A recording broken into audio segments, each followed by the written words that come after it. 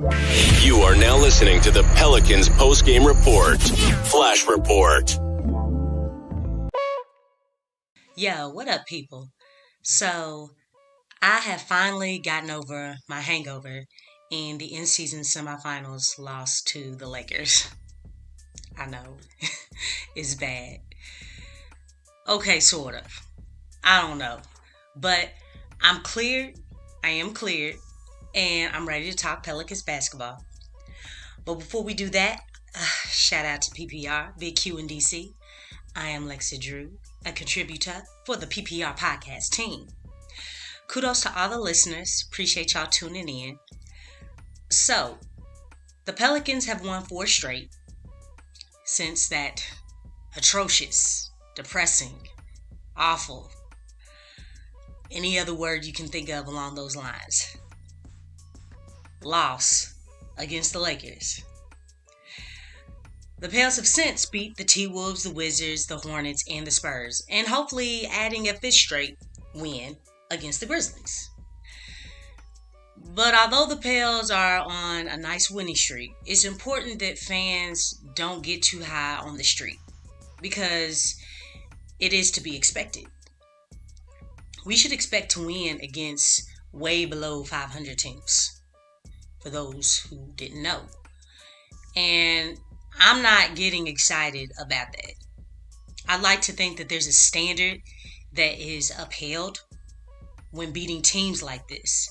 And that's really comprehending the bigger picture for the Pelicans. We have to continue to remember that the Pelicans have not won anything.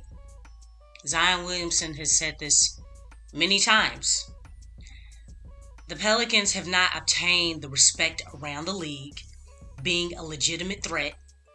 The Pelicans are not in the discussions of being a legitimate playoff contender. And as of right now, the Pelicans don't have the ability to play on big stages when the lights are brightest. You know, I mean, and this is according to the world. Outsiders say the Pels don't have it. They don't have it.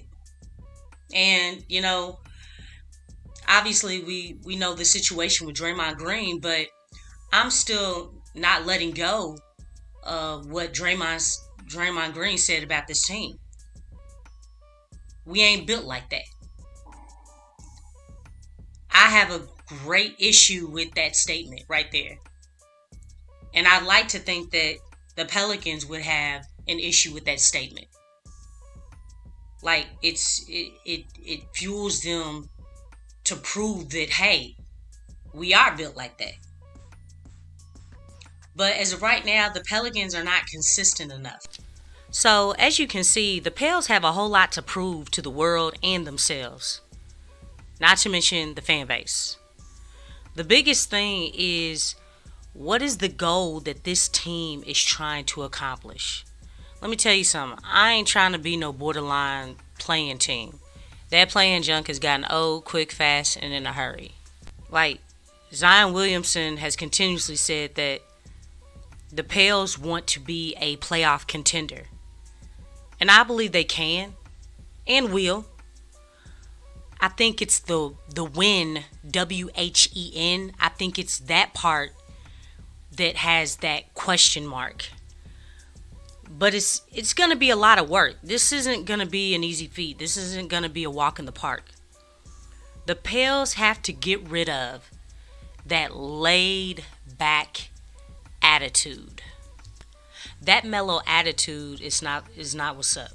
It really isn't. That dog won't hunt.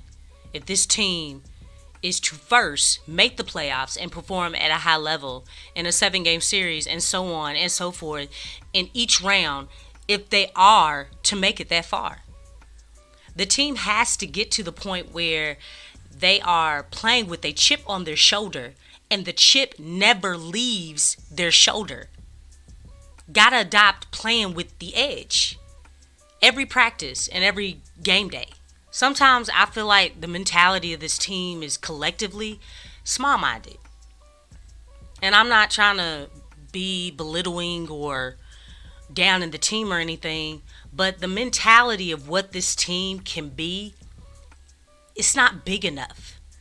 At least sometimes it seems that way. I mean, after all, actions do speak louder than words. And not just the team, but the organization. We definitely have to see a larger sample size of high energy play, because this thing right here is a marathon, and it most definitely won't be given to the Pels. They got to earn this thing. They got to work for this. They got to prove themselves.